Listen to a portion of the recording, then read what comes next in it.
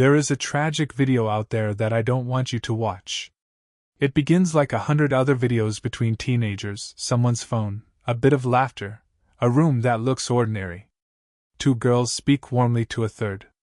They tell her they have a surprise for her. Something she will never forget.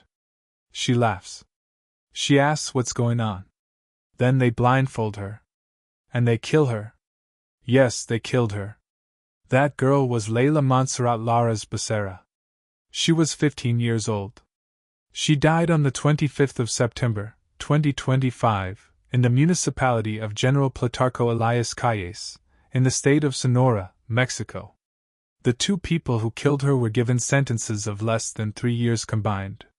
One of them would not spend a single day in prison. This video essay is not about shock. It is not about outrage for its own sake. It is about a 15-year-old girl who deserved better, from the people who called themselves her friends, from the community that surrounded her, and from the legal system that was supposed to speak for her after she was gone. To understand what happened to Leyla, and why the response to her death matters far beyond the borders of Sonora, we need to examine 3 things: the killing itself, the sentences that followed, and the much harder questions those sentences force us to ask. If you believe that real cases deserve to be heard, not suppressed, then hit that subscribe button right now and turn on notifications. It genuinely helps this channel keep doing exactly this kind of work. And it means everything. Everyone must learn from this story. Now, let's get into it. Leyla Monserrat Lares Becerra grew up in Sonora, a town in the far north of Sonora, on the border with Arizona. By all accounts, she was a normal 15-year-old, a daughter, a classmate, a friend. In the days before her death, something had shifted in her social world. 2 girls she knew, one 13 years old, one 15, identified in reporting by the names Montserrat and Brittany, had fallen out with her. The nature of that dispute is not entirely clear from public records, but what is documented is the climate that surrounded it. Leyla's mother, Carmen Angelica Becerra, told journalists that her daughter had been subjected to sustained mockery and harassment about her skin color. She had received threatening messages in the period leading up to her death. This was not a sudden, impulsive falling out. There was a period of targeted cruelty before what came next. On the 25th of September, 2025, Leyla was lured to a house in the El Desierto Ejido, a small rural settlement in the same municipality. She was told by the 2 girls that they had a surprise for her. She went willingly. She had no reason, or perhaps not enough reason, to believe she was in danger from people she knew. What happened next was recorded on a mobile phone. In the footage, the 2 perpetrators speak to Leyla in a friendly, casual tone. They tell her the surprise is something she will never forget. She is made to sit down. Her hands are tied. A blindfold is placed over her eyes. She is still laughing, still asking what the surprise is, when they place a rope around her neck. She was strangled. The cause of death was confirmed as mechanical asphyxiation. After she was dead, her body was buried in the patio of the house. It was covered with lime, a substance used to accelerate decomposition and suppress odor. This was not a panicked response to an accidental death. These were deliberate acts, planned and carried out with specific intent. Leyla was reported missing by her family. Days passed.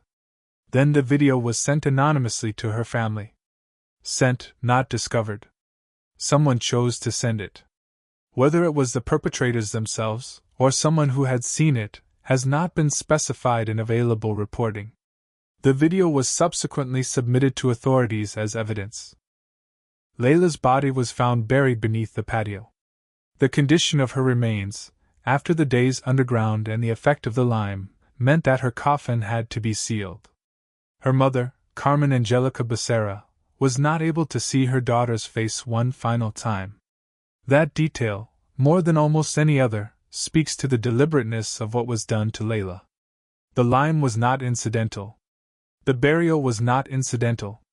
Whoever put her in the ground and covered her made a calculated choice that her mother would not be able to say goodbye. The two perpetrators were prosecuted under Mexico's juvenile justice framework. The 15-year-old received a sentence of 2 years and 10 months of confinement. The 13-year-old received 11 months of supervised freedom, meaning she would not be detained at all. In addition, the juvenile justice system ordered financial compensation of just over 5,000 Mexican pesos. At current exchange rates, that is roughly $250. It did not cover half the cost of Leyla's funeral. Rafael Acuña Griego, president of the Supreme Court of Justice of Sonora, made a public statement explaining the legal constraints at work. Under Mexican law, it is not possible to impose prison sentences on children between the ages of 12 and 14. Adolescents, regardless of the severity of their offense, cannot be tried as adults. The sentences handed down were, he indicated, consistent with what the law permitted. That explanation is legally accurate. It is also, for many people who followed this case, profoundly insufficient. Carmen Angelica Becerra, Leyla's mother, stated publicly that no prison sentence could ever compensate for what was done to her daughter. She also said something more specific, that she considers the sentences wholly disproportionate to the gravity of the crime. She has announced her intention to appeal. On the 9th of April, 2026, a peaceful protest was held in San Luis Rio Colorado, another city in Sonora. It was attended primarily by family members and friends of Leyla, who demanded that the case not go unpunished. The protest was small. The grief behind it was not. This is where the case becomes more than the story of one girl, and more than the story of two perpetrators. The sentences handed down in this case have provoked a wide public debate in Mexico about juvenile justice. That debate contains several distinct and sometimes conflicting threads, and it is worth being honest about how difficult each of them is. The question of age and culpability. The 13-year-old who participated in this killing was, by Mexican law and by most international legal standards, a child. The Convention on the Rights of the Child, ratified by Mexico, establishes that children who come into conflict with the law must be treated in ways that recognize their developmental stage, their capacity for rehabilitation, and the importance of their reintegration into society. These are not arbitrary principles. They reflect decades of research into adolescent brain development, the malleability of young people, and the demonstrated failure of purely punitive approaches to reduce reoffending. But those principles were not written with this case in mind. They were not written for a 13-year-old who helped tie the hands of a 15-year-old girl, helped blindfold her, and helped strangle her, then helped bury the body and cover it with lime. The question of whether the same legal framework should govern a shoplifting and a premeditated killing, simply because both offenders are under 14, is one that Mexican society is now being forced to confront directly. This is not a comfortable question. It does not have a clean answer. But refusing to ask it does not serve justice, and it does not serve the next Leyla. The question of what confinement means. 2 years and 10 months sounds, in the abstract, like a punishment. But the nature of juvenile confinement in Mexico, the conditions, the programming, the realistic prospects of rehabilitation versus institutionalization, varies enormously by state and facility. What does that sentence mean in practice for a 15-year-old who committed a premeditated killing? Does the facility she is placed in have the therapeutic and educational resources to meaningfully address whatever drove her to this? Or is confinement, in this context, simply a brief pause before reintegration into the community where Leyla's family still lives? These are not rhetorical questions. They are the practical questions that the families of victims are left to ask while the formal legal process moves on. The question of what the law is for. There is a version of this debate that collapses into a simple demand. Make the punishment harsher. Try them as adults. Give them adult sentences. This response is emotionally understandable, especially for a family that could not bury their daughter with her face visible. But research on juvenile justice across multiple countries, over multiple decades, consistently shows that harsher sentences for juveniles do not reduce recidivism, do not deter future crimes, and frequently produce worse outcomes for both the individual and society. What the research does support is a different question. Not how long should the sentence be, but what should happen during it. Structured intervention. Genuine accountability. Restorative processes that force young offenders to genuinely reckon with the harm they have caused, not simply to serve time and leave.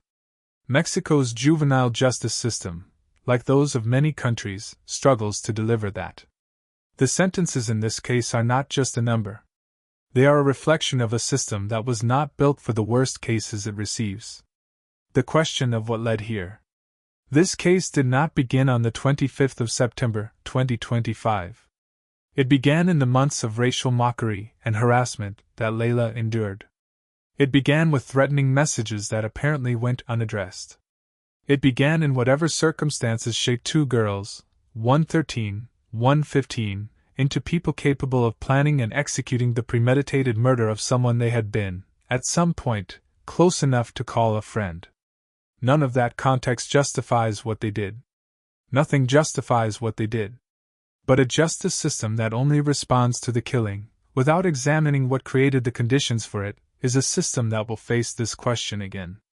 Why was Leyla being harassed for her skin color? What did the adults in that community know, and when? What intervention, if any, was possible in the weeks before her death? And what does the sending of that video, to her family, tell us about how the perpetrators understood what they had done, or how they related to its horror? These questions are not answered by a sentence. They are not answered by a protest, however legitimate and necessary. They require a harder look at what was happening in those lives before the rope was found. Leyla's mother, Carmen Angelica Becerra, has not been silent. She has spoken to journalists. She has said that no sentence will compensate for her daughter. She has announced an appeal. She appeared, implicitly, in the protest of April 2026, in the faces of the family members and friends who came to a city square to say that this cannot be the end of the matter. What she is confronting is something that the families of victims in juvenile cases face with particular acuity. The legal system is designed, by intent, to limit its own response when the perpetrators are children. That design has legitimate rationale behind it. But it means that the family of the victim is left holding a grief that the formal response to the crime does not match. 5,000 pesos. Less than half a funeral. That is what the system said Leyla's life was worth in material terms. Carmen Angelica Becerra could not see her daughter's face in the coffin. She will spend the rest of her life knowing that the person who helped bury her daughter did not spend a single day confined. That is the human reality that sits beneath the legal framework, and no amount of procedural explanation makes it less real. What we owe Leyla is reform, education, and justice, which appears to be relatively defined. Leyla Monserrat Lares Becerra was 15 years old. She went to meet people she knew because they told her there was a surprise. She was laughing when she was killed. She deserved a justice system that could respond to what was done to her with something proportionate, not in the crude sense of matching punishment to pain, but in the deeper sense of acknowledging the full weight of a premeditated killing. She deserved a community that had intervened when the harassment began. She deserved, at minimum, a coffin her mother could open. The debate her case has ignited in Mexico is real and necessary. It will not be resolved quickly, and it should not be.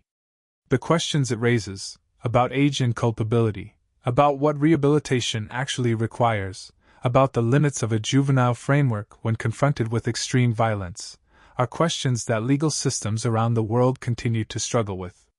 But in the midst of that debate, it is important not to lose sight of who this is about. It is about a 15-year-old girl in Sonora, who liked something, who laughed at something, who had a mother who loved her, who was harassed for her skin color and threatened and killed by people who blindfolded her so she couldn't see it coming. Her name was Leyla Monserrat Lares Becerra. She should not be forgotten. If this story matters to you, please like this video. It genuinely helps more people find this content. Subscribe if you haven't already. And share this one with someone else you know. We don't want another Leyla to happen. Sadly, we can't control what others do, but we can learn from what they do.